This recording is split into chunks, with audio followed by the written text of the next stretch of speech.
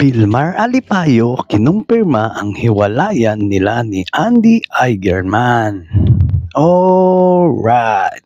Kinumpirma ng surfer na si Vilmar Alipayo ang mga kumakalat na balita tungkol sa relasyon nila ng dating aktres at vlogger na si Andy Eigenman.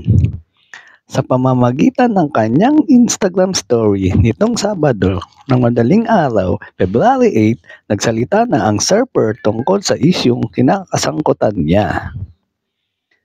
Kung ano may galing idyo, mga nabasahan ko man, tinuod jaon, wala na'y tagoay kay mas malisod. Saad ni Vilmar, usong his native language. Kung ano man ang nabasa mo, siya, totoo, hindi ko na itinago dahil mas mahirap yun. Kasunod naman nito, ang cryptic post ni Andy na they stab you and pretend they are the ones bleeding. Tila hindi natapos si Vilmar dahil muli itong nagpost sa kanyang Instagram story. Kilaya man kamo kung ano ako na pagkatawo. So, siguro kilaya sab kamo kung ona siya. Dili na nato taason ang tanan.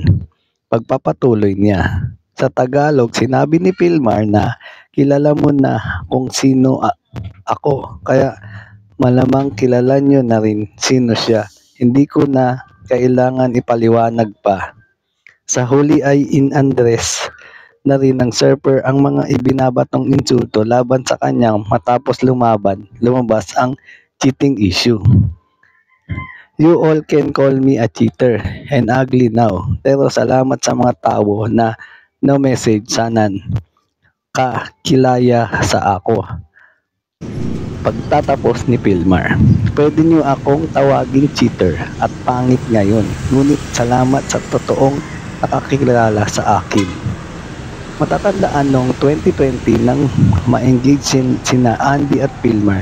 Sila ay may dalawang anak, sina Lilo at Koa.